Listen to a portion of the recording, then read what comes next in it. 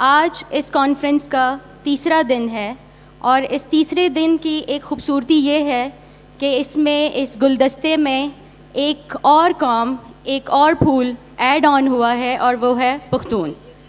تو ہمارا جو آج کا ٹاپک ہے وہ ہے پختون ادب اور ثقافت. جیسے کہ آپ سب کو علم ہے کہ پختون کراچی میں ان کی بہت بڑی اقتدار یہاں پہ رہائش پذیر ہے اور آباد ہے. بظاہر تو ہم اپنے گاؤں سے، اپنی زمینوں سے، اپنے آباء و اجداد سے، اپنے بڑوں سے بہت دور ہیں، لیکن ہم خوش قسمت اس بات پہ ہماری ہے خوش قسمتی کہ ہمارے پاس بہترین درخشاں ستارے اور یہاں پہ ہمارے پھول جیسے بڑے رہنما اور ہمارے معزز مشران موجود ہیں، جنہوں نے ہمیں اپنے ثقافت اور ادب سے کبھی دور ہونے نہیں دیا. ہمیں ہمارے ثقافت اور ادب، پختون ولی، ان سے ہمیشہ جوڑ کے رکھا اور اس کی جو شمع تھی وہ کبھی بجھنے نہیں دی. اس کو اور جلائی رکھی اور اسی کو انشاءاللہ ہم بھی آگے جلائی ہی رکھیں گے.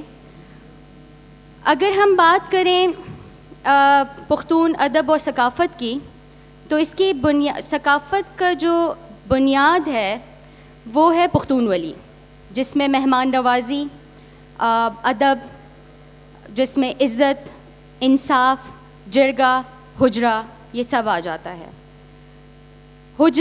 جرگے میں ہمارے بڑوں کا احترام ہمیں سکھایا جاتا ہے اور ہم خوش قسمت اس وجہ سے بھی ہیں کہ یہی حجرہ، یہی جرگہ، وہی دیرہ ہم نے اپنے کراچی اس شہر، اس میٹروپولیٹن شہر میں بھی آباد اور شاد رکھا ہے. ہم کبھی بھی ادب سے، ثقافت سے دور نہیں ہوئے، کیونکہ جو ستارے ہمارے خیبر پختونخوا میں موجود ہیں یا تھے، وہ ہمیشہ کراچی ہمارے لیے اتنا لمبا میلوں دور سفر کر کے آتے ہیں. اور ان میں سے ہمارے بہترین استاد اور ہمارے بڑے عباسین یوسف زئی صاحب ہیں کہ وہ ہر سال اس دن لازمی تشریف پشاور سے کراچی لے کے آتے ہیں کہ وہ ہم سب سے یہاں ملے، ہمیں سکھائیں اور ہم سے بات کریں. آپ سب ان کے لیے پلیز بھرپور تالیاں. اب میں اسی کے ساتھ ڈاکٹر عباسین یوسف زئی صاحب کو دعوت دیتی ہوں کہ وہ سٹیج پہ آئیں اور تشریف رکھیں اور اپنی نشست سنبھالیں. آپ لوگوں کی تالیوں کی بہت کمی ہے. اسی کے ساتھ ساتھ میں آپ کو بتاتی چلوں کہ ڈاکٹر عباسین یوسف زئی سابق چیئرمین پختون ڈپارٹمنٹ اسلامیہ کالج کے، اور اس کے ساتھ ساتھ پروفیسر، ادیب اور ہمارے ایک درخشاں اور بہت بڑے خوبصورت ستارے ہیں. اور ہمیشہ ان کی جو رہنمائی ہوتی ہے، ان کی جو سرپرستی ہوتی ہے، ہم کراچی اور ہمارے کراچی کے باہر کے پختونوں کے لیے ہمیشہ حاضر رہتی ہے. تھینک یو سو مچ. اسی کے ساتھ ساتھ میں دعوت دوں گی ڈاکٹر عرفان اللہ، جو کہ فیڈرل اردو یونیورسٹی میں شعبہ اردو میں اسسٹنٹ پروفیسر ہیں، پختون ادب اور ثقافت کے تناظر ہیں، کہ وہ آئیں اور اپنی نشست سنبھالیں. تالیوں کی بہت کمی ہے. میں جانتی ہوں کہ ہمارے مہمان تھوڑا لیٹ آئیں گے، لیکن تالیاں نہیں رکنی چاہیے. اسی کے ساتھ ساتھ میں دعوت دوں گی اپنے بہت سینئر صحافی، ہمارے ادیب کیسر آفریدی صاحب کو کہ وہ آئیں اسٹیج پہ اور اپنی نشست سنبھالیں. آپ سب کی بھرپور تالیوں کے ساتھ.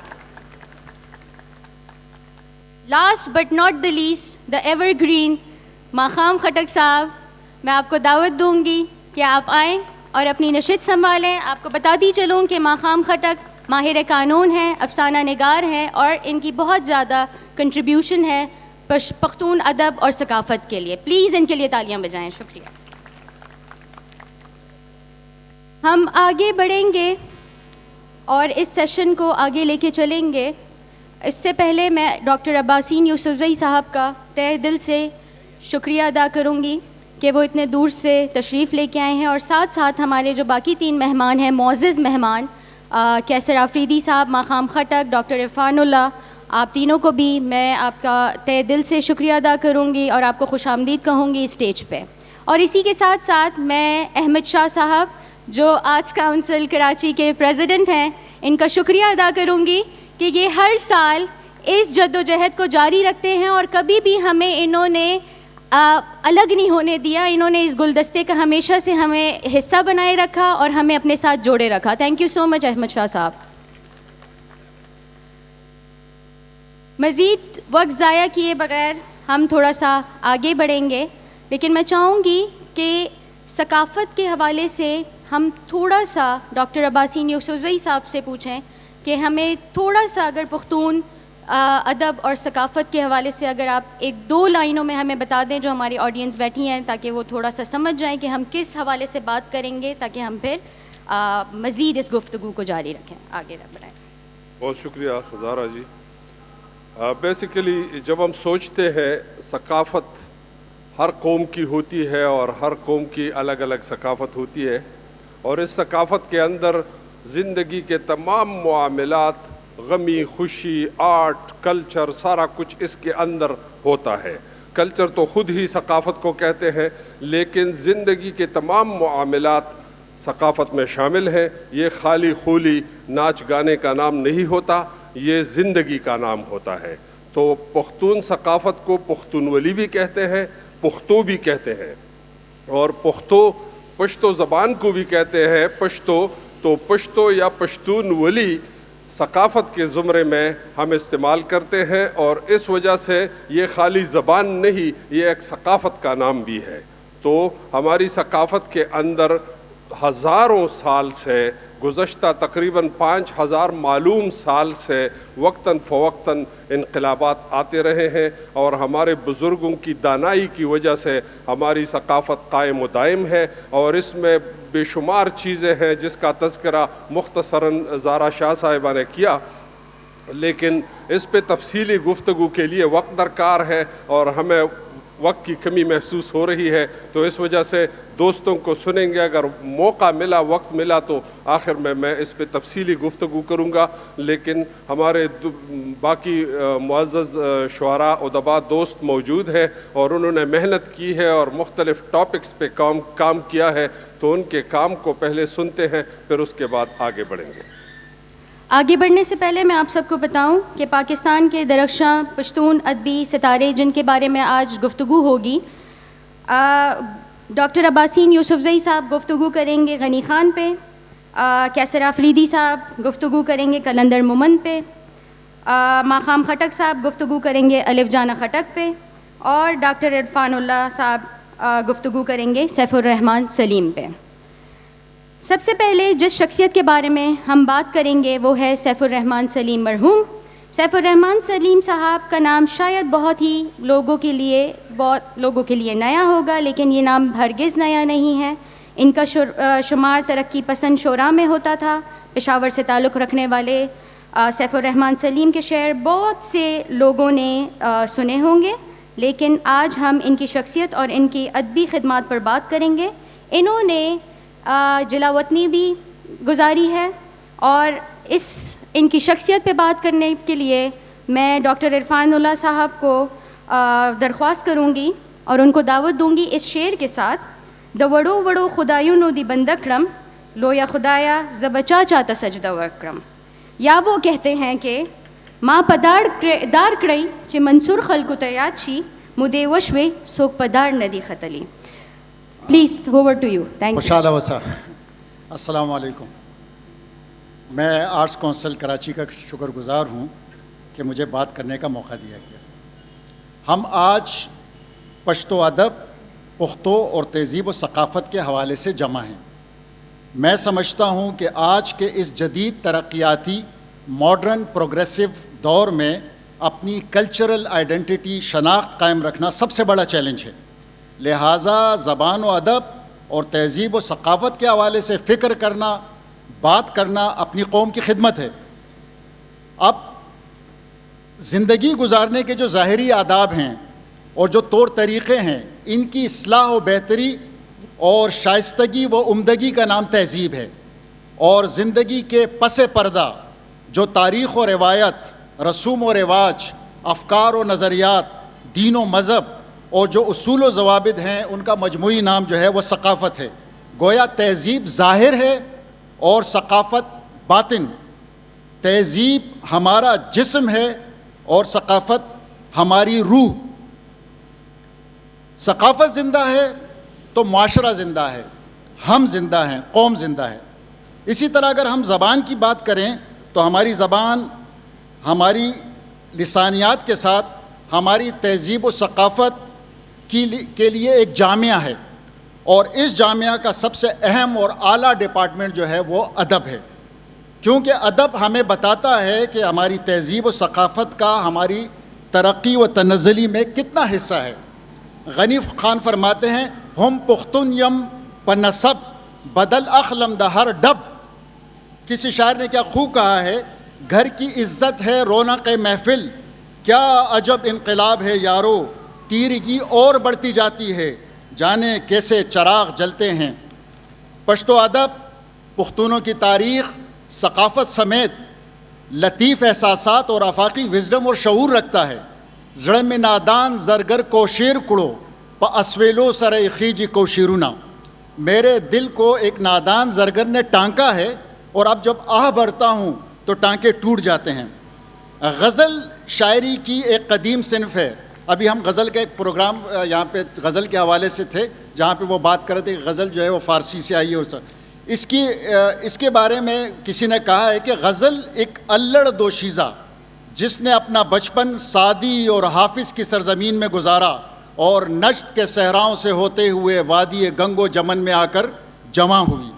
پشتو غزل 600 سال قبل جب دنیا کی بڑی زبانیں اپنی لسانی تشکیلات کے مراحل سے گزر رہی تھی، اسی وقت پشتو کے ایک غزل کے ابتدائی شاعر اکبر زمیندار کہتے ہیں کہ پماد حکم وشی چ خادم شاہ دغستا نغر سر انگار پسر اوڑم۔ اگر مجھے حکم دیا جائے کہ تو میرا نوکر ہو جا تو میں تیرے چولہے کے سرخ انگارے سر پر اٹھا کر لے جاؤں گا۔ اور اسی طرح آپ جانتے ہیں کہ رحمان بابا معشوقے دا شقان و دین ایمان دے زو بچار رقبل دین ایمان ور نکڑما اور یو ظلم استا زلف پلاس پریوزی۔ یہ ہماری غزل کی روایت جو ہے، ہماری شاعری کی پشتو ادب کے اس روشن تہذیب و ثقافت کلاسیکی پشتو کی روایت کے تناظر میں جب ہم 1950 کے بعد کے شعراء کو دیکھتے ہیں، 1950s کے، کیونکہ جشن پاکستان کے حوالے سے، تو سیف الرحمان سلیم ہمیں منفرد پہچان کے حامل نظر آتے ہیں۔ سلیم کی شاعری میں ترقی پسندی کے نظریات بھی ہیں، جو اس وقت ادب کا سب سے بڑا رجحان تھا۔ یہ گولڈن ٹائم تھا ترقی پسند تحریک کا جو ہے۔ گویا وہ اپنی سماجی اور سیاسی تغیرات کا گہرا ادراک رکھتے تھے، جس کا اظہار انہوں نے جا بجا اپنی شاعری میں کیا ہے۔ جیسے کہ انہوں نے فرمایا زہرا نے، دوڑو وڑو خدایا نو دے بندکڑم لویا خدایا زو بچہ چاہتا سجدکڑم زمانہ را پسی گرزی زمانہ را پسی تورا پلاس گرزی لکم پلار نکو وجلی۔ یا رب، اور اس کا اگر ہم تفہیم دیکھیں، اردو جو پشتو نہیں سمجھتے ہیں، یا رب زمانہ مجھ کو مٹاتا ہے کس لیے، لوہے جہاں پہ حرف مکرر نہیں ہوں میں، اس میں اس کی تفہیم آپ کو مل جائے گی۔ انہوں نے اپنی شاعری میں کمزور طبقے کے لیے آواز اٹھائی، بلکہ ظلم کے خلاف انقلابی فکر دی۔ وہ ذات اور کائنات کے ازلی اور ابدی رابطوں کا عرفان رکھتے تھے، بہت حساس تھے، حقیقت نگاری اور جدیدیت کے قائل تھے۔ زما خواران و مزدوران و رونو اے محکومان و مظلومان و رونو زیرا چپمنگ اتحاد اکڑو پخپل تنظیم اعتماد اکڑو منگ منزل تا ڈیر قریب راغلو منگ رفتار لکد آباد اکڑو وس کو بخیر وی اخپل جہان جوڑ کڑو منگ پا تقدیر دا انسان جوڑ کو منگ پا زمک نا آسمان جوڑ کو۔ سیف الرحمان سلیم نے پشتو غزل کو ایک نیا رنگ اور آہنگ دیا، نئے موضوعات دیے۔ زلف خورے کا مالا خوب رازی تور تیارے کا مالا خوب رازی پائلے دے اباسا گجرے ماں تکڑا دا ڈیوے مڑے کا مالا خوب رازی۔ اس کا مفہوم ہے، اب اس کا ترجمہ تو نہیں ہو سکتا، لیکن میں آپ کو غالب کے ایک شعر سے اس کا وہ کر دیتا ہوں، آپ سمجھ جائیں۔ نیند اس کی ہے، دماغ اس کا ہے، راتیں اس کی ہیں، تیری زلفیں جس کے بازو پر پریشاں ہو گئی۔ اور ایک دو مصرے ہیں غالب کے، یک نظر بیش نہیں فرصت ہستی غافل میں بھی ہوں کہ عنایت کی نظر ہونے تک۔ اس کو اگر ہم کریں تو کلا نا کلا صد جام کوا پتا مین یم پما پام کوا۔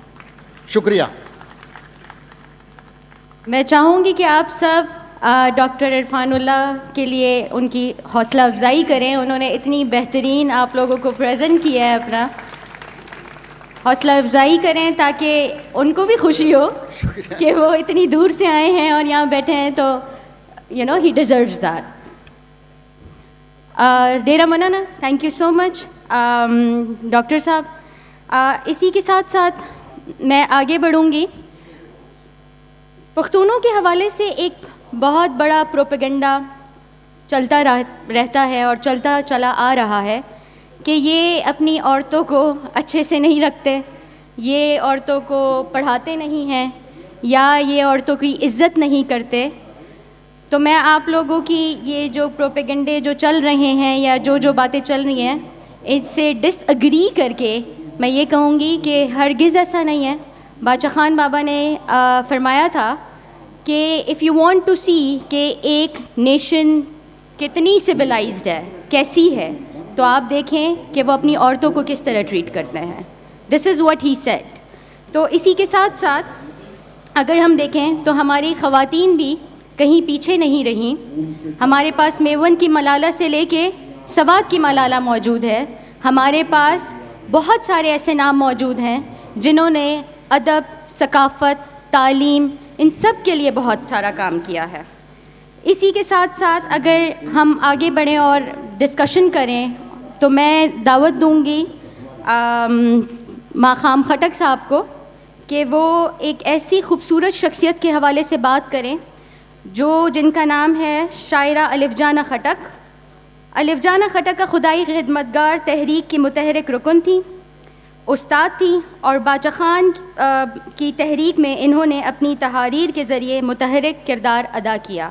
تو آپ سب کی تالیوں اور حوصلہ افزائی کے ساتھ میں دعوت دوں گی ماقام خٹک صاحب کو کہ وہ الف جانہ خٹک کی زندگی اور ان کی جتنے ان کے کام تھے ثقافت اور ادب کے لیے اس پہ روشنی ڈالیں. شکریہ.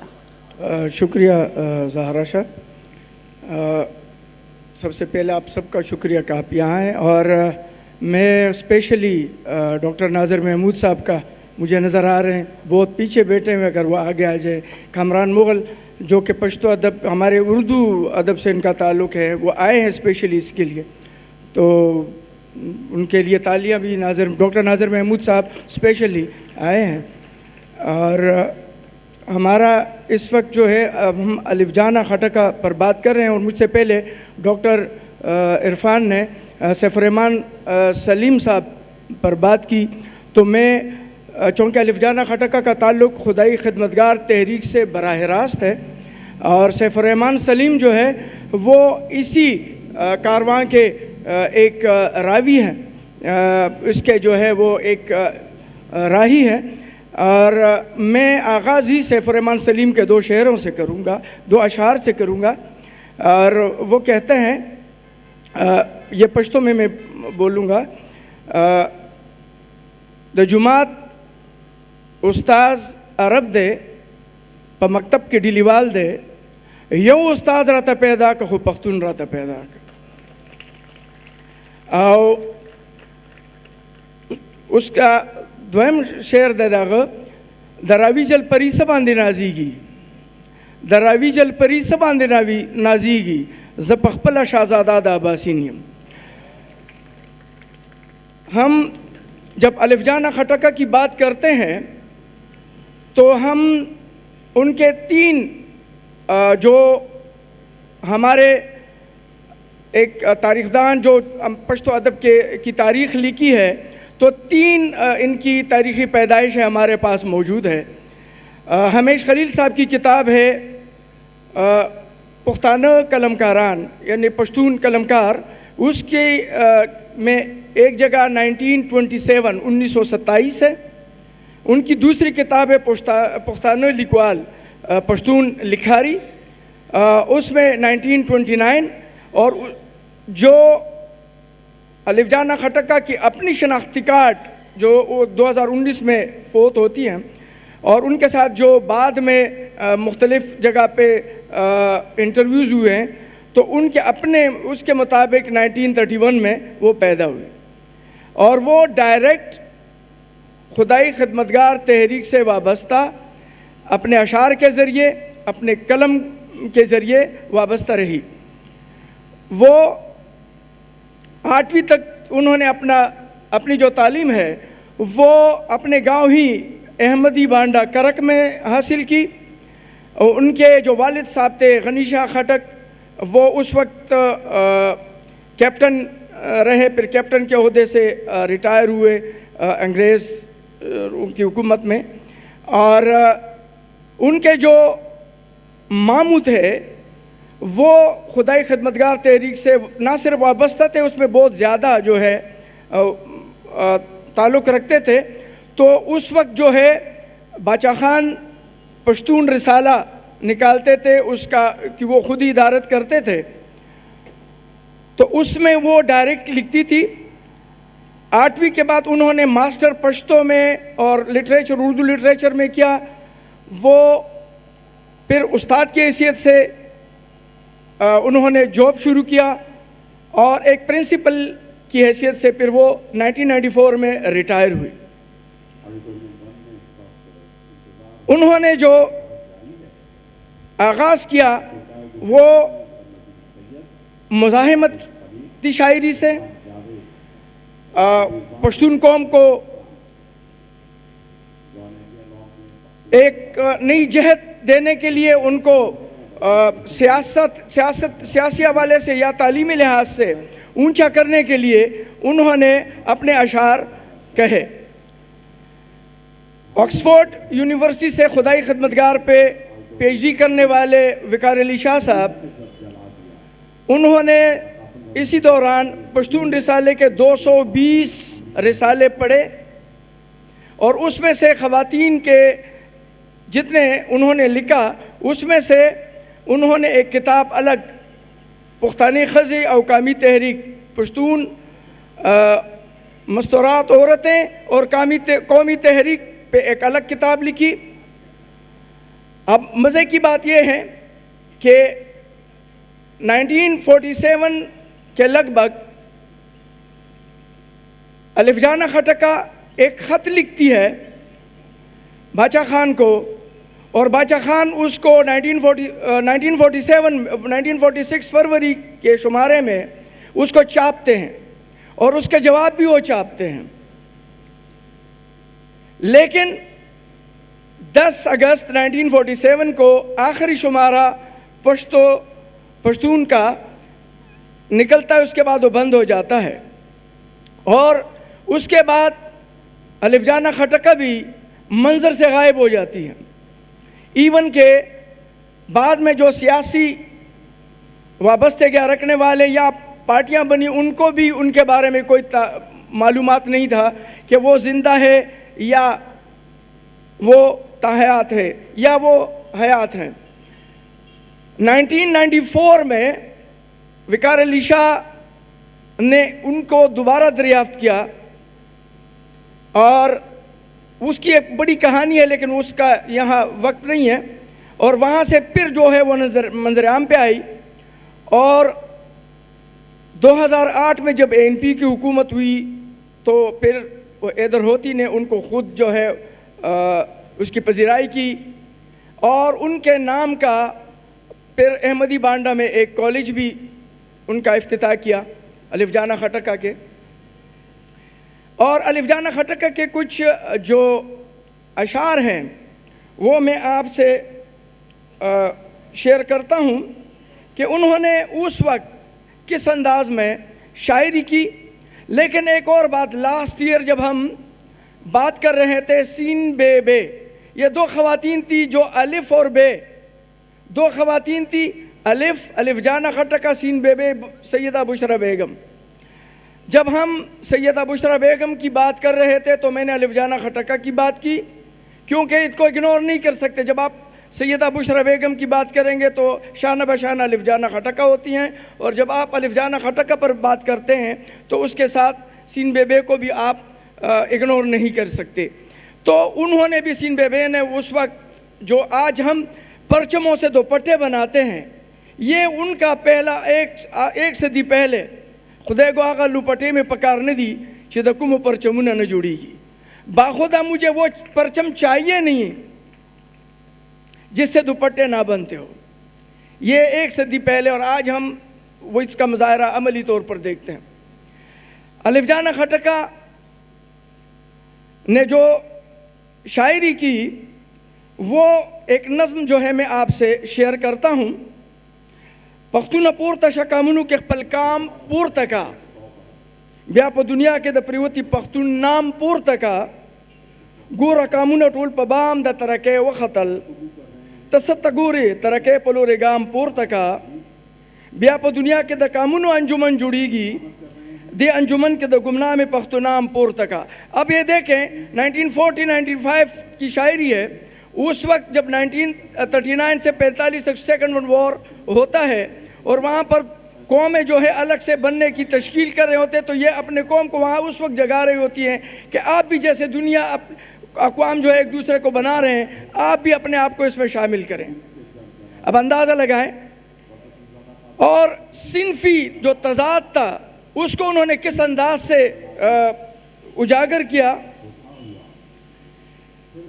کام منظم کا معیار بیا د خپل کام پورته کا، پریوتی کام لترکی بویا د برق پر افطار، د ہر سحر مقابل کے خپل ماخام پورته کا. انہوں نے ترقی کا معیار رکھا کیا پختونوں کے لیے کہ اگر آپ کا صبح ایک طرح کی ترقی ہو تو آپ کے شام میں وہ ترقی کچھ اور مقام پہ ہونا چاہیے. ایک برف رفتار انداز کی ترقی وہ چاہتی تھی. اور فخر افغان تمی پیغام دا ترکے راوڑے پا دوارو لاسو دا پیغام پا احترام پورتا کا، دا جہالت الزام پتا باندی پزے لگی گی، دا خپل تعلیم انتظام اکڑا دا الزام پورتا کا. او نر کا دماغ دے، اب صنفی تضاد کا یہاں دیکھیں، نر کا دماغ دے ستا دا کام خزے زڑو گنا. نر جو ہے، مرد جو ہے، وہ اگر آپ کی قوم کا دماغ ہے تو عورت جو ہے وہ اس کا دل ہے. کا ترقی دی بھی مقصد دا دوی مقام، اگر آپ ترقی چاہتے ہیں تو اس کا مقام اونچا کرو. یہ دا الف جان نصیحت واو ربیا عمل پر اکڑا پختونہ پورتا شکامونو کے خپل کام پورتا کا. اب یہ دیکھیں نصیحت کا لفظ استعمال کر رہی ہیں. نصیحت وہ لوگ کرتے ہیں جو زندہ ہوتے ہیں، ویسے کیونکہ وہ زندہ چاہ رہے ہوتے ہیں. وصیت وہ کرتے ہیں جن کے پیچھے اندھیرا ہوتا ہے، اس کو پتہ ہوتا ہے کہ آگے جا کے شاید میں زندہ نہیں رہنا چاہ رہا، تو وہ نصیحت کا لفظ استعمال کر رہا ہے کہ وہ خود بھی جینا چاہتی ہیں، اپنے قوم کو بھی آگے جا کے جینے کی وہ ایک ڈھارس دے رہی ہوتی ہیں. اب اس کی 2019 میں جو وہ فوت ہوتی ہے تو پشتون رسالہ پھر سے اس کی اجرا ہوتی ہے، اور اس میں کئی لوگوں نے ان کے غمرازی کے پیغامات جاری کیے، جس میں بڑے بڑے نام اسفندیار ولی، بابک، افتخار حسین، مابد کاکا، یہ سارے ہوئے. لیکن جو اس سے اہم ہے وہ ایک خال ہے خویند ادبی لخکر. شاید اس کا نام بھی اگر میں غلطی پر نہ ہوں تو عباسین خٹک صاحب، عباسین یوسفزئی صاحب نے جو ہے اس کا کیا خال ہم جو ہے یہ پشتو پختنی خویند ادبی لخکر کا ہے. اس میں سے انہوں نے بھی ان کے لیے کچھ منگو تسان دی ہوئی پشتو کے کچھ مرثیے لکھے، اور اس میں جو سب سے زیبا افریدی کا جو مرثیہ ہے اس نے اس کو ویرنا کہا ہے. ویر وہ کہا ہے، وہ بہت ہی اعلیٰ، بہت ہی بہترین. دیکھو میں کیوں اعلیٰ و بہترین، حالانکہ مرثیہ کو تو اعلیٰ بہترین نہیں کہہ سکتے، لیکن اس میں جو فن ہے، اس میں جو ہنر ہے وہ بہت اعلیٰ پائے کا ہے، اور وہ آپ کو مرثیہ نہیں لگے گا. آپ چاہیں گے کہ وہ مزید کوئی وہ ترنم سے گائے یا اس طریقے سے جو ہے وہ بولتے جائیں. تو زیبا آفریدی آخر میں جو اس کے اگینسٹ اس میں جو ویرنا یا وہ جو ساندہ یا وہ مرثیہ بولتی ہیں وہ بڑی بہترین ہے. وہ میں آپ کے سامنے گوشے گزار کر کے پھر میں آپ سے رخصت چاہتا ہوں. وہ کہتی ہیں دا وختونو ترانه وا د تیارو زړه کې ډیوه وا د ژوندون خوږه نغمه وا یوه ټینګه پښتنه وا و په لویو وړو ګرانه الف جانا الف جانا. الف جانا الف جانا.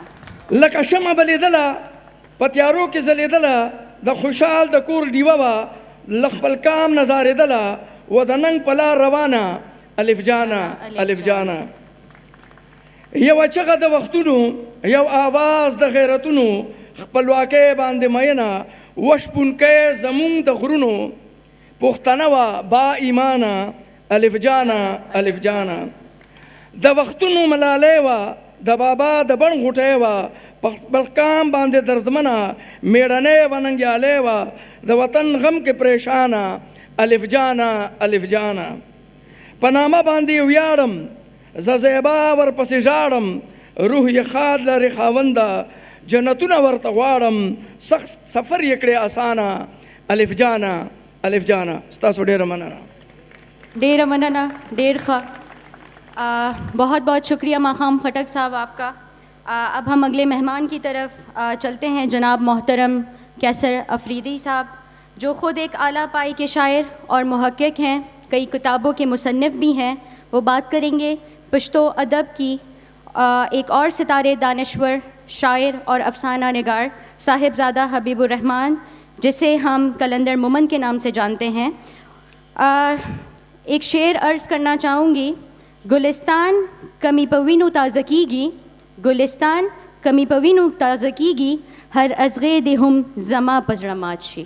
اوور ٹو یو کیسر صاحب. شکریہ احباب آپ سب کا. میں سفر سے ہو کے آیا ہوں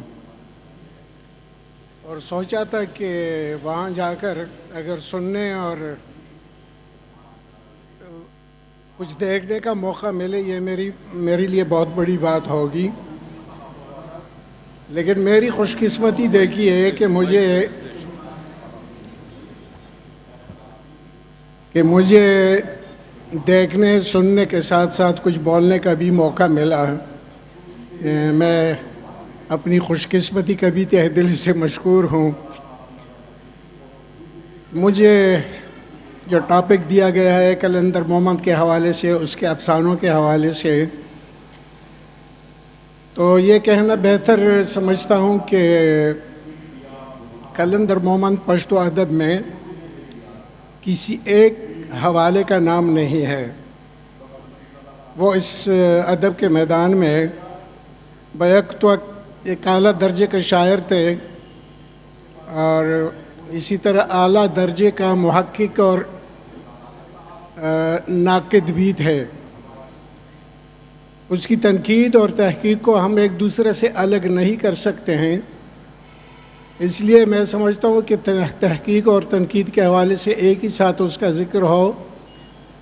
لیکن چونکہ ہم لوگوں کا ٹاپک الگ طرح سے اس کے افسانے سے جڑا ہوا ہے تو اس کے افسانے پر آ کر ہم بات کرنے کی کوشش کریں گے. اور جو کچھ میں آپ کے گوش گزار کر سکتا ہوں کوشش کروں گا کہ قلندر مومند اور اس کے افسانے کا معیار آپ کے سامنے رکھ سکوں.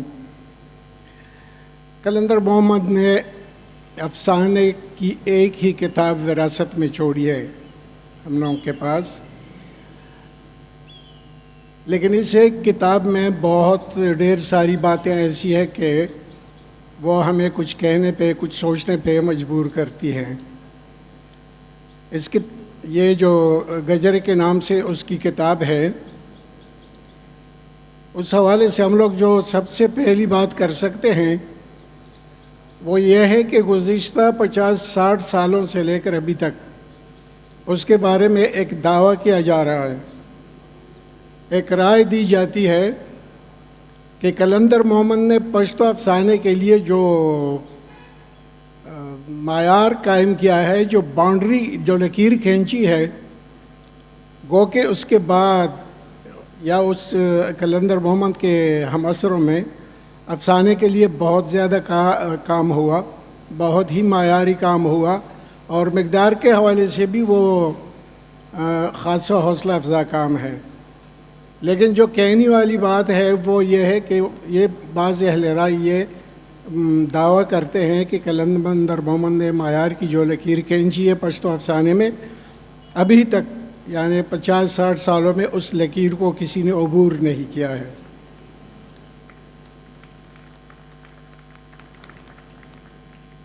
میرا اپنا ذاتی جو رائے ہے ہمارے بعض احباب کے اسی دعوے کے حوالے سے ہے، اور میں کوشش کروں گا کہ اگر پوری طرح نہیں ہو تو اس کے کچھ حصے آپ کے سامنے آئے، میرے سامنے آئے، تو کہنے کی جسارت یہ کروں گا کہ افسانہ چاہے پشتو زبان کا ہو، افسانہ چاہے اردو زبان کا ہو، افسانہ چاہے دنیا بھر کی کسی بھی زبان کا ہو، میری نظر میں افسانے کو مخصوص افسانوی زبان دینا یہ ایک ایسی ذمہ داری ہے افسانہ نگاروں کی کہ اگر یہ ذمہ داری وہ نبھ سکے تو میں سمجھتا ہوں کہ قلندر مومن کی طرح وہ اپنے افسانے پر بعد از مرگ بھی ناز کریں گے، فخر کریں گے۔ اس حوالے سے میں قلندر مومن کو صرف اس ہسٹری میں، اس کیس ہسٹری میں فریق کے طور پر نہیں لاؤں گا، بلکہ میں کوشش کروں گا کہ تقابل کے طور پر اس کے سامنے دیگر اس کے ہماثر افسانہ نگار لے آئیں، اور پھر موجودہ دور میں جو افسانہ نگار ہے اگر وقت نے اجازت دی تو اس کا بھی تقابل کریں گے۔ میری نظر میں قلندر مومن کے افسانے کے بارے میں جو اتنا بڑا دعویٰ کیا جا رہا ہے، اس کی تہ میں جو سب سے قابل توجہ بات ہمیں نظر آتی ہے وہ یہ ہے کہ قلندر مومن نے افسانے کو، اور پھر خاص طور سے پشتو افسانے کو، وہ زبان دی ہے جو افسانے کو ملنی چاہیے تھی۔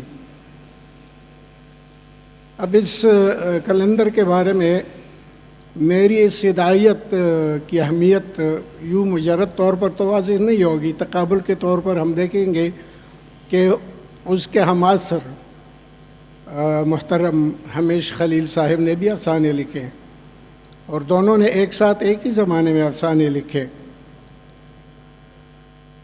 میں سمجھتا ہوں کہ پلاٹ کے حوالے سے، موضوع کے حوالے سے اور بیانیے کے حوالے سے اگر ہمیش خلیل قلندر مومن سے ایک قدم آگے نہیں تو پیچھے بھی نہیں، لیکن پھر وہ کون سی ایسی بات ہے جو قلندر مومن کو ایک لمحے کے لیے وہ سبقت کا درجہ دے دیتا ہے؟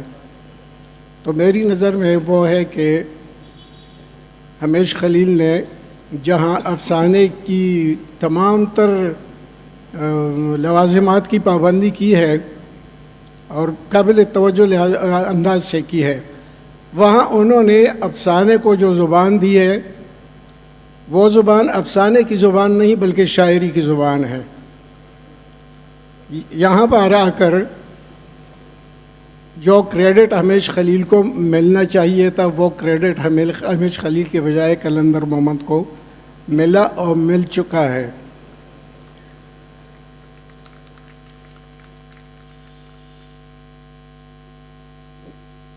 دوستو، میر مہدی شاہ بچہ اس کے ہماثر تھے، نادر خان بزمی نے بھی افسانے لکھے، لیکن میری نظر میں قلندر مومن کو جو یہ اتنا بڑا کریڈٹ ملا اور اب بھی دیا جا رہا ہے، اس کی وجہ صرف یہ ہے کہ اس نے اپنے افسانے کو وہ زبان دی ہے جو افسانے کو دینی چاہیے۔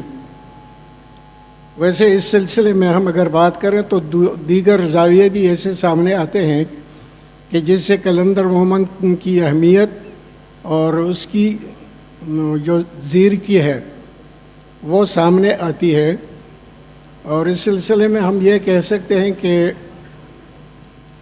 ہم صرف پشتو افسانے کا ذکر نہیں کریں گے، اردو کا بھی ذکر نہیں کریں گے، اگر عالمی فکشن کی بات کریں تو میں نے ایسے افسانے بھی دیکھے ہیں، پڑھے ہیں کہ اس میں ایک عجیب قسم کی کمی نظر آتی ہے، اور یہ کسی ایک زبان کا مسئلہ نہیں ہے بلکہ دنیا کی تمام تر زبانوں اور اس کے افسانوں کا مسئلہ ہے، وہ ہے عبوری عنصر کا مسئلہ۔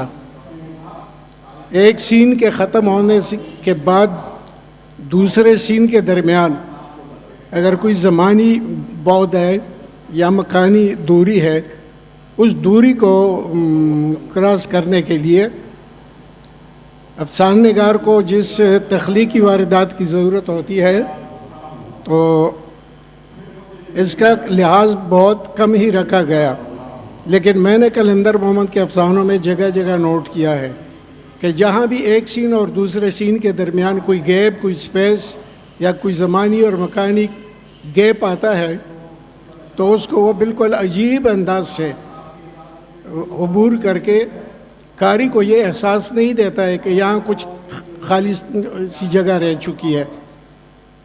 مثال کے طور پر یہ کہہ سکتا ہے کہ اس نے ایک جگہ لکھا ہے اس دن، دوسرے دن، تیسرے دن، چوتھے دن اور پانچویں دن پھر یہ۔ آپ دیکھ سکتے ہیں کہ ایک پہلے دن سے پانچویں دن تک درمیان میں کچھ جو خلا آنے والی تھی اس کو انہوں نے گنتی کے ذریعے بھر کر قاری کو یہ احساس نہ ہونے دیا کہ یہاں کوئی چیز خالی رہ چکی ہے۔ تو میں چونکہ وقت بہت کم ہے، مختصر ہے، اس لیے میں زیادہ تفصیل میں نہیں جا سکتا ہوں۔ خدا کرے ہمیں اسی طرح کے موقع میسر ہوں تاکہ ہم آئندہ کے لیے پھر سے قلندر محمد اور دیگر اپنے زائمان ادب کو آپ کے سامنے پیش کریں اور کچھ اس کی تحلیل کریں۔ شکریہ آپ سب کا۔ بہت بہت شکریہ کیسر آفریدی صاحب، آپ نے قلندر مومن کی شخصیت اور ان کے افسانہ، ان کے حوالے سے بہت اچھی طرح سے ہمیں آگاہ کیا۔ آگے بڑھنے سے پہلے میں چاہوں گی کہ میں کچھ سناؤں جو غنی بابا کے حوالے سے ہے۔ غنی ٹول عمر غنی ہو، ٹول مزاج دباغی ہو، نہ ملا ہو نہ کاری ہو، لیونے ہو فلسفی ہو۔ اسی کے ساتھ ساتھ میں دعوت دوں گی ڈاکٹر عباسین یوسفزئی صاحب کو کہ غنی خان ایک شاعر، فلسفی، مجسمہ ساز اور انسانیت پر یقین رکھنے والی ایسی شخصیت جو ایک سیاسی گھرانے میں پیدا ہوئے ہیں، سیاست بھی کی لیکن بھرپور توجہ صرف ادب اور مجسمہ سازی تک محدود رکھی۔ اور زیادہ بات نہیں کر سکتی کیونکہ ہم محترم عباسین یوسفزئی صاحب کو سننا پسند کریں گے، وہ اتنی دور سے تشریف لے کے آئے ہیں، تو میں چاہوں گی کہ ہم سب ان کی حوصلہ افزائی کریں اور ان کو سنیں۔ بہت شکریہ۔ بہت نوازش۔ سب سے پہلے تو پروفیسر ڈاکٹر یوسف خشک کا بہت شکریہ کہ وہ ہماری تقریب میں موجود ہیں۔ اکادمی ادبیات پاکستان کے سابق چیئرمین ہیں، آج کل وائس چانسلر ہیں، اردو کے بہت بڑے لکھاری ہیں۔ اور جسٹس لال جان خٹک صاحب کا بھی بہت شکریہ کہ وہ تشریف لائے۔ جسٹس لال جان خٹک ریٹائرڈ۔ تمام خواتین و حضرات کو خوش آمدید کہتے ہیں کہ وہ اپنی ثقافت اور اپنے ادب کے بارے میں سننے کے لیے تشریف فرما ہیں۔ میرا موضوع ہے مجذوب فلسفی غنی خان۔ غنی خان سال 1914 میں پیدا ہوئے اور سال 1996 میں وفات پائی۔ پشتو ادب کی تاریخ عظیم شاعروں سے بھری پڑی ہے۔ ان میں سے زیادہ شعراء کی عظمت جمالیاتی حس اور صوفیانہ خیالات کی وجہ سے قائم و دائم ہے۔ گلشن پشتو میں انواع و اقسام کے پھولوں کی بہار ہے۔ اگرچہ پشتو شاعری کا سفر 1400-1500 سال پر محیط تھے اور اس سے پہلے کے ادوار تاریکی میں ڈوبے ہوئے ہیں۔ معلوم شعراء کے قافلہ رنگ بو میں سب سے پہلا نام امیر کروڑ یعنی 756 عیسوی کا ہے، جن کی شاعری کے چند ہی نمونے ہاتھ لگے ہیں۔ ان کے بعد آنے والوں کی تعداد بے شمار ہے، مگر در حقیقت پشتو شعری ادب کی عالی شان عمارت کے 5 بنیادی اور دیو ہیکل ستون بابائے پشتو حضرت خوشحال خان خٹک، شاعر انسانیت حضرت رحمان بابا، امیر المتغزلین حضرت امیر حمزہ خان شنواری، مجذوب فلسفی عبدالغنی خان اور بابائے نظم اجمل خٹک کو سمجھا جاتا ہے۔ غنی خان نے فکری اور فنی دونوں لحاظ سے نہایت ہی جدت اور ندرت کا مظاہرہ کیا۔ انہوں نے روایت سے ہٹ کر فلسفہ تصوف پیش کیا اور اپنی شاعری میں ہر اس موضوع کو جگہ دی جس کی ضرورت محسوس ہوئی۔ شاعر اپنے ماحول کا ترجمان ہوتا ہے۔ اس کی مثال ایک ایسے جسم کی ہے جس پر کھال نہیں ہوتی، اگر ذرا سا کانٹا چھو جائے تو آسمان سر پہ اٹھا لیتا ہے، اگر ہلکی سی راحت مل جائے تو خوشی سے بے ہوش ہو جاتا ہے۔ غنی خان کے یہ الفاظ ان کے شاعرانہ احساس کو سمجھنے کے لیے کافی ہیں۔ زندگی کے بارے میں ہر تخلیقی فنکار عام عوام جیسی نپی تلی سوچ نہیں رکھتا، اور پھر ان تخلیقی فنکاروں میں شاعر کو یہ امتیاز حاصل ہے کہ اس کی سوچ کی حدیں اور منزلیں معلوم کرنا تو درکنار، ان کے نقطہ آغاز تک پہنچنے کے لیے بھی اگر شاعر جتنے جذبات نہیں تو شاعر جتنے ادراک کا ہونا لازمی ہے۔ کون ستارے چھو سکتا ہے، راہ میں سانس اکڑ جاتی ہے۔ اور پھر ہمارے غنی خان تو صرف عظیم شاعر ہیں، عظیم شاعر ہی نہیں بلکہ ایک صاحب طرز انشاء پرداز ہونے کے علاوہ مصور اور مجسمہ ساز بھی ہیں۔ وہ اپنی تمام تخلیقات میں ایک فلسفی مفکر اور متصوف کی حیثیت سے ابھرتے ہیں۔ غالباً انہوں نے شاعری کے لیے پشتو زبان کو چنا اور نثر کے لیے انگریزی اور اردو کا انتخاب کیا۔ کہیں رنگوں اور مٹی میں اپنے کھولتے ہوئے جذبات و خیالات کو ڈھالا تو کبھی الفاظ کے موتیوں کی مالا پروئی، تو کبھی اپنے ابلتے ہوئے جذبات و احساسات کو صفحہ کرتاس پر منتقل کیا۔ مصور اور مجسمہ سازی کی نزاکتوں اور تکنیک سے بے بہرہ ہونے کی بنا پر ان کا یہ پہلو مجھ سے تشنہ تحریر رہے گا۔ البتہ ان کے ادبی فن پاروں پر اظہار خیال کروں گا جو ہمارے ادب عالیہ کا حصہ بن چکے ہیں۔ اپنی قوم سے محبت کسے نہیں ہوتی، مگر جذباتی وابستگی کو بالائے طاق رکھ کر حقیقت کے آئینے میں جھانک کر اپنی قوم کا چہرہ بغور دیکھنا اور اس کی خوبیوں اور خامیوں کو بلا خوف و تردد طنز و مزاح کی چاشنی کے ساتھ پیش کرنا غنی خان کو آتا ہے۔ ان کی تحریریں پڑھ کر ان کی قادر کلامی کا بخوبی اندازہ ہوتا ہے۔ ان کی انگریزی نثری کتاب دی پٹھان اے اسکیچ کے چند نمونوں کا ترجمہ۔ پٹھان اپنی بہن کے عاشق کو خواہ گولی سے اڑا دے لیکن خود محبت کی عظمت کی گیت گائے گا۔ اگر آپ پٹھان کا لوک گیت سننا اور اس کے بارے میں جاننا چاہتے ہیں تو آپ اس کی وادی میں کسی دریا کے کنارے چلے جائیں۔ شام کا وقت زیادہ مناسب ہوگا جب لڑکیاں پانی بھرنے لگتی ہیں اور نوجوان لڑکے اپنی امنگوں اور آرزوؤں کے پیمانے چلکانے کے لیے چکر لگاتے ہیں۔ یہ واحد شراب ہے جو پٹھان پیتا ہے۔ اس قدیم اور روایتی کہانی کا انجام شادی اور بچے ہیں۔ اس کا مجھے افسوس ہے مگر پٹھانوں کے ہاں ایسا ہی ہے، وہ شادی کے بغیر محبت کا تصور نہیں کرتے۔ نمبر 3، پٹھان جس شخص کے لیے ہیرو کا نعرہ لگاتے ہیں جج اسے قاتل گردانتا ہے۔ قانون زندگی کا لازمی جزو ہے اور درویش اتنا ہی قانون شکن ہوتا ہے جتنا کہ ڈاکو، لیکن درویش بننا ڈاکو بننے سے زیادہ مشکل ہے۔ کوئی شخص حاکم ہوتا ہے یا محکوم، تیسرا راستہ کوئی نہیں سوائے اس کے کہ آپ شاعر ہو یا پاگل ہو۔ پختون صرف محبت کرنا، ہنسنا اور لڑنا جانتا ہے، اس کے علاوہ اسے کچھ نہیں آتا، اسے کچھ اور سکھایا بھی تو نہیں گیا۔ غنی خان اپنے اردو فن پارے خان صاحب میں ایک انچھوئے رنگ میں ظاہر ہوتے دکھائی دیتے ہیں۔ پاکستان کے اندر بسنے والی قومیتوں کے مابین غیر محسوس اور غیر بیانیہ ہم آہنگی پیدا کرنے میں یہ چھوٹی سی کتاب ایک بہت بڑا کردار ادا کرتی ہے۔ نہایت ہی سنجیدہ موضوعات پر ان کی غیر سنجیدگی نے سنجیدگی طاری کر لی ہے۔ ان کی سادگی، روانی اور سلاست ایسی ہے، شکیل بھائی ہم دونوں میں سے ایک بولے گا، ان کی سادگی، روانی اور سلاست ایسی ہے کہ نہ تو گراں گزرتی ہے نہ کٹکتی ہے بلکہ سوچوں میں تحلیل ہوتی چلی جاتی ہے۔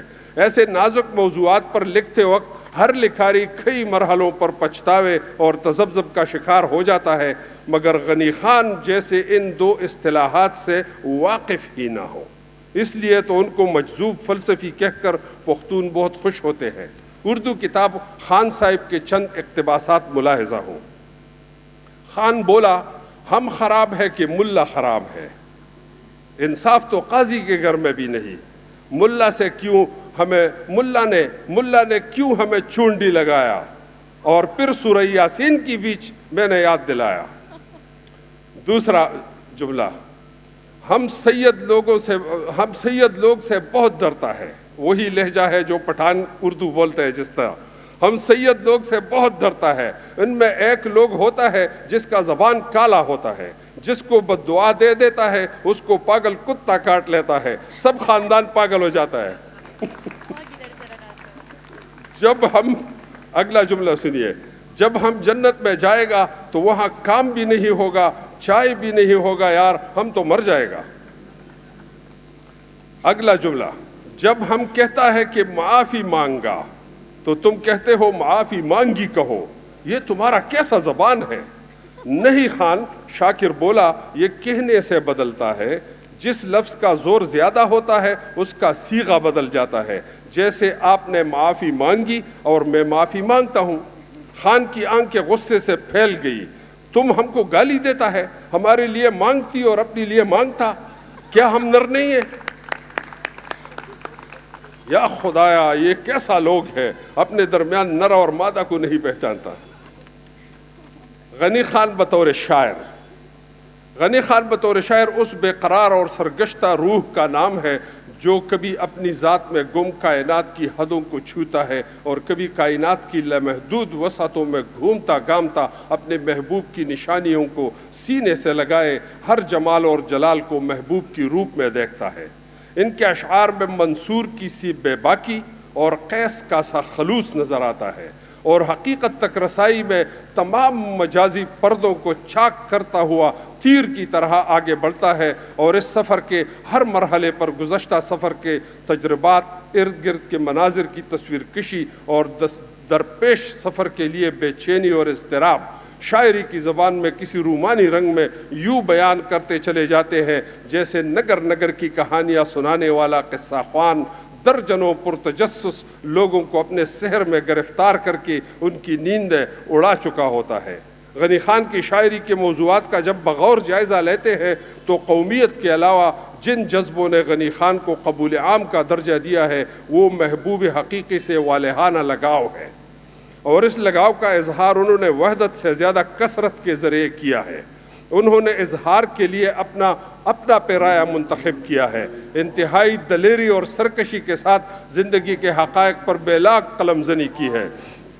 جب کبھی انہوں نے ضرورت محسوس کی ہے تو طنز و مزاح سے بھی کام لیا ہے، لگی لپٹی کے بغیر دل کی بات کرنے کی کوشش کی ہے اور اس میں بے حد کامیاب رہے ہیں۔ اس کے باوجود انہوں نے اپنے آپ کو پابند محسوس کیا اور کہا، غنی وائی کا میں دزڑا خبر اکڑا، غنی وائی کا میں دزڑا خبر اکڑا، پختانہ میں پسر لرگی کڑی مات۔ ترجمہ، غنی کہتا ہے اگر میں نے دل کی بات کہہ ڈالی تو پختون میرا سر پوڑتے ہوئے کتنی لاٹیاں توڑ ڈالے۔ شعر، چھ آدم خاورو کی کینی سزر غن کی، چھ آدم خاورو کی کینی سزر غن کی، منجیلے چھ پا دولت شنو خامار شی۔ آدم جب بھی مٹی میں مل کر مٹی ہو جائے تو وہاں سے کچھ ہریالی پھوٹتی ہے، اگر دولت پر کنڈلی مار کر بیٹھ جائے تو وہ ناگ ہو جاتا ہے۔ چھ بے حس شم رکیگم، چھ احساس لرم سوزیگم، نہ طاقت میں دا سکون شتا، نہ ہمت دا اضطراب۔ ترجمہ، بے حسی ہو تو مجھے اپنی ذات کا ادراک نہیں ہوتا، احساس وہ ہو تو میں اس آگ میں جلتا ہوں، نہ سکون کی مجھ میں تاب و توانائی ہے، نہ بے قراری کا حوصلہ ہے۔ اور خدایا عقل چھے او زردی والے راکھو پیو ملک کے دو خود سر بادشاہان۔ اے اللہ جب عقل موجود تھی تو دل کیوں دیا، جیسے ایک مملکت میں دو خود سر بادشاہ۔ جانوروں اور پرندوں کے بارے میں لکھی گئی نظمیں طنز و مزاح کی شاہکار نظمیں ہیں جن میں انسانوں کو سیکھنے اور متاثر ہونے کے لیے بہت سارا مواد مل جاتا ہے۔ علامت نگاری اور جزیات نگاری کے یہ نادر نمونے ملاحظہ ہوں۔ اونٹ و اوخ باندے نظم لکھی، دیر زیاد بے نورخکاری ستا پا پوزا کے مہار، دے دمر اوچت سر کے دا پستے نیستے زنار، اے اوخا غٹ اوخا تے اڑکے دمی گنا، لس چندک از مریش خو یریگی دا لرگینا۔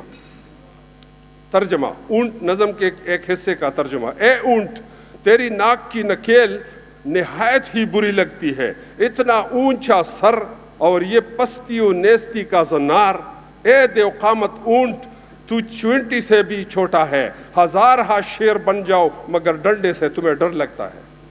چوہا نظم چوہا مگا اسے پکندو کی یارا غلے پلار دے غلو، مور دے غل چکے وستانی کدا بدو ملو، قوم دے حرام خور دے قبیلہ دے حرام خور دا، مرشوے پا غڑو پسے لکی دے تورا سپور دا، ستا وڑو کے خیٹا دے ہم جہان مڑا نکڑا، ستا کاسی رتند دا عمرون اغلا سڑا نکڑا۔ ترجمہ، تو غلے کی کٹیا میں رہتا ہے، تو بھی چور تیرا باپ بھی چور۔ چوہا نظم ہے، تو غلے کی کٹیا میں رہتا ہے، تو بھی چور تیرا باپ بھی چور تھا، تیری ماں بھی لٹیری تھی اور تیرے آبا و اجداد بھی، تیری قوم حرام خور ہے، تیرا قبیلہ حرام خور ہے، روغن کے پیچھے مر رہے ہو اس لیے تمہاری دم سوکھ گئی ہے، تیرے چھوٹے سے پیٹ کو دنیا بھر کی خوراک نہیں بھر سکی، تیری کمینی پیاس کو تمام عمر کی چھری نہیں بجھا سکی۔ مچھ نظم دے مچھ، دا ہر چاکر ملمے نا بللے بی عزتا، نہ پا شڑپ پا دے جاروزے نہ پا سکو نہ پا لتا، کہ 50 خپلوان دے مڑشی تا دا خپل خویا ناوڑے، وی دا سر دا خیٹ زار شا زیڑ شے شڑپ شے زیڑ خیٹ واوڑے۔ وہی چھے مکی نظم میں فرماتے ہیں بے حیا، مکی کو کہتے ہیں بے حیا، ہر ایک کے دسترخوان پر تو بن بلایا مہمان ہے، لات مکے اور تمانچے سے تو نہیں ٹلتی، اگر تیرے 50 ہم جنس تیرے سامنے دم توڑ جائیں تب بھی تو اپنی عادت نہیں چھوڑتی، اور تو محض شکم پوری کے لیے اپنا سر قربان کر لیتی ہے۔ کوتر نظم وارئی، اے دا من لیونیا بے گناہ و بے ازارا، دا محراب دا پاس تاخ کے کوکئی اخل لدلدارا، خوش قسمت بے خبر دا دوزخ نہ دا مولانا، دا نیکو دا ثوابونو دا شرمونو دا گنانا۔ کبوتر نظم میں فرماتے ہیں، اے محبت کے دیوانے کبوتر، بے گناہ اور بے ضرر پرندے محراب و طاق میں بیٹھ کر اپنے محبوب کا بوسہ لیتا ہے، تو بڑا خوش نصیب ہے کہ نہ دوزخ کی خبر ہے، نہ ملا کی، نہ نیکی اور ثواب سے آشنائی ہے، شرم و گناہ سے ناواقف۔ مچھر نظم ماشے نظم وہ رہی، سپک بوخے جے پتول دو دانو سر دا غوختو، خو ہاتیستا لگزار ازان کی پٹ پخٹو بوختو، پیچکاری دیوی تل ڈکوے ہر چال انجکشن، تب ویستا بابا جیو دا نوخار سے والسرجن، اگدر ڈونگا دا ڈمبرے بد دی نشت پلا شکے، والا زہر دیرا غنڈی دا وکیل پشان پخلکے۔ ترجمہ، مچھر نظم کے کچھ حصے کا ترجمہ، تمہارا وزن 2 دانے کنگنی سے بھی کم ہوگا، مگر ہاتھی تیرے وار سے بچنے کے لیے اپنے بدر پر کیچڑ مل لیتا ہے، تیری پچکاری ہمیشہ بری ہوتی ہے، ہر کسی کو انجیکشن لگاتے ہو، یوں لگتا ہے کہ تیرا باپ نوشہرہ کا سیول سرجن تھا، زنبور کی طرح تو بھی لمبوترا ہے، تیرے ڈنک میں کوئی مضر چیز نہیں ہے، تو تمام کا تمام زہر وکیلوں کی طرح منہ میں ہے۔ قادر خان صاحب اورا مشت از خروار نمونہ خروار۔ کیڑے مکوڑوں کے بارے میں غنی خان کی شاعری کو ہم ان کی دوسرے درجے کی شاعری کہتے ہیں، مگر اس میں بھی اصلاحات اور جمالیات کے کئی پرتوں ملتے ہیں۔ غنی خان کی اکثر منظومات کا محور و مبدا عشق حقیقی پر مبنی ہے، بات خواہ عام انسانی زندگی اور معمولات کے بارے میں کیوں نہ ہو، ان کا نظریہ روایتی مگر انداز بیان اور ذہنی دسترس نہایت ہی جداگانہ، سادہ اور پرکیف ہے۔ حیت میں کچھ اثر و تاثر انگریزی شاعری کا لگتا ہے، مگر پشتو عوامی شاعری کی روح کی تقلید بڑی گہرائی کے ساتھ ملتی ہے۔ قوم پرستی کے نمایاں وصف کے باوجود خدا رسیدہ صوفی دکھائی دیتے ہیں۔ پختون ثقافت کی چیدہ خوبیوں اور جبلتوں کو اپنے تصوف کی بنیاد بنا کر محبوب حقیقی سے ہم کلام ہوتے ہیں۔ خود سری اور سرکشی کے ماخذ کو بھی محبوب کی جانب سے خصوصی عنایت کے طور پر ظاہر کرنے کی کوشش کرتے ہیں۔ منطق اور دلیل کے ذریعے فلسفہ حیات و ممات میں بحث طلب اور عام لوگوں کی نظر سے پوشیدہ نکات کو بحث کا موضوع بنا کر اپنی نظموں میں تذبذب اور کشمکش پیدا کرتے ہیں۔ پوری دنیا کی خوبصورتیوں اور جاہ و جلال کا بھرپور تذکرہ کرتے ہیں، اپنے گاؤں کی پگڈنڈیوں اور تنگ و تاریک گلیوں میں رہنے والوں کے اعلیٰ اوصاف سے موازنہ کرتے ہیں، بناوٹ کی فطری خواص اور فطری مظاہر کے مقابلے میں کم تر درجے کا سمجھتے ہیں۔ ان کے افکار کی اڑان کے لیے تمام فضائے کلی ہیں۔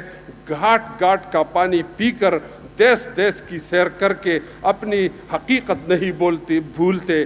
مرکز و منبع سے لاکھ دور چلا جائے مگر مراجعت میں تاخیر ہے نہ رکاوٹ۔ الہاد کے گپ اندھیروں میں ایمان کی شمع روشن رکھتے ہیں، اپنی رگوں کو تاروں کی مانند بجا بجا کر وحدت کی گیت گاتے رہتے ہیں، خود بھی مست اور ماحول کو بھی مست و بے خود رکھتے ہیں۔ ان کی آخری نظم سے اجازت چاہوں گا۔ مالی دلی د فرنگ کلی جزنا سیل نظم دے، مالی دلی د فرنگ کلی جزنا چه د لاندې تی غرزنگ و هی سندونا، مالی دلی محلونه د لندن جنکی مست آزاد گل بدن، مالی دلی د ایٹلی خیسته خارونه سره انگور سره شراب او سره گلونه، مالی دلی د پیرس خاپیری خکلی په کردار گفتار خوږی لکه بلبلې، مالی دلی امریکا کې دی خارونه چې وریځو ته رسی مکانونه، مالی دلی تاج محل غټۍ د ګلو د دهلی خکلی خارونه د مغلو، خو چې ووینم دا خپل د خټو کور رانه هیر شي محلونه ښایسته نور چې خړمخه، خو چې ووینم دا خپل د خټو کور رانه هیر شي محلونه ښایسته نور، دا نری تنګې کوڅې زما د کلي ورته څه دي د دنیا ښارونه ښکلي، چې خړمخې رور پښتون سینې له درشي، درنه هیر به ټول ښایست د بحر و بر شي، خدای شکر دی خدای شکر چې پیدا دی له دې قام کړم، د پښتون د نر وجود دی یو اندام کړم، سبه کړمه د لندن لوی محلونه، د پیرس جونې ښایسته رومي ګلونه، په والله چې له جنته به شمستون که کنزل پکې وانه ورم د پښتون. نواز ډېره مننه، ډېر ښه. ستاسو سره خوا کې هم سیده ناسته وه، ځان هم ژوندی نه و خوښ. زبان کالا ہوتا ہے. تا چې مخ د دنیا واړو دنیا چغې کړې پاگل دی، تا تاوان کی ګټه وکړه مونږ ګټه کی تاوان. غنی خان غنی خان غنی خان، بہت شکریہ آپ سب کا. یقیناً یہ ایک بہت خوبصورت اور بہت بہترین ہمارا سیشن رہا، اور اس کی وجہ کوئی اور نہیں لیکن آپ جو سارے ہمارے سامنے بیٹھے ہیں اور ہمارے جو درخشاں ہیں، ستارے ہیں ہمارے پختون قوم کے، ان کے لیے بہت ساری حوصلہ افزائی کریں، بہت ساری تالیاں، کیونکہ اگر ہم ان کی بات کریں تو یقیناً سب بہت زیادہ مصروفیات رکھتے ہیں. ہمارے ایک محترم استاد، ہمارے بڑے، میرے تو بابا، جو کہ پشاور سے میلوں دور سفر کر کے کراچی ہر سال صرف اس سیشن کے لیے آتے ہیں کہ ہم کراچی کے جتنے بھی پختون ہیں، نہ صرف پختون لیکن ہمارے باقی بھی پھول اور گلدستے کے جو ہمارے ساتھ ملے ہیں، وہ سب کچھ سیکھیں، کچھ سمجھیں. اور اسی کے ساتھ ساتھ ایک دفعہ پھر سے میں احمد شاہ صاحب، پریزیڈنٹ آرٹس کاؤنسل کراچی کا مشکور ہوں. میری بھی کا اور کی خراب ہو گئی ہے سر جی ان کی مشکور ہوں کہ وہ ہر سال یہ سیشن رکھتے ہیں اور ہر سال ہمیں اس میں یاد رکھتے ہیں. میرا تو یہ پہلا سال تھا as a moderator. I hope I performed well, but it was an honour for me کہ میں آپ سب ستاروں کے ساتھ یہاں بیٹھی اور آپ لوگوں کو سنا. وہاں سننے کا ایک الگ مزہ ہوتا ہے، یہاں سننے کا تھوڑا سا پریشر ہوتا ہے تو یہاں سے گزر جاتا ہے. لیکن بہت شکریہ. اس سیشن کے لیے اگر ہم 1000 اور بھی سیشنز کریں تو بہت کم ہے، کیونکہ کون ظالم کون کافر نہیں چاہے گا کہ آپ لوگوں کو بار بار سنیں. ابھی ہم گروپ فوٹو کی طرف جائیں گے. میں احمد شاہ صاحب کو بلانا چاہوں گی، اگر کوئی یہاں موجود ہیں تو پلیز ان کو بلا لیں تاکہ ہم گروپ فوٹو کلک کریں. اور پھر اس کے بعد میں ابھی سے ہی دعوت دے دیتی ہوں نوابزادہ اسفندیار خٹک، جو کہ 12th جنریشن آف خوشحال خٹک بابا کی فیملی سے ہیں، کہ وہ آئیں گے اور وہ پرفارمنس کریں گے. اور ان کی جو پرفارمنس ہوگی وہ ہوگی کلام خوشحال خان خٹک پہ. تو گروپ فوٹو کے لیے اوکے ہم سب یہاں پہ خود کلک کر لیں گے پکچر کیونکہ احمد شاہ صاحب مصروف ہیں. بہت شکریہ ایک دفعہ پھر سے تہ دل سے آپ سب کی مشکور ہوں کہ آپ سب یہاں تشریف لے کے آئے ہیں. بہت شکریہ ڈیر مننا خوشحال ہو.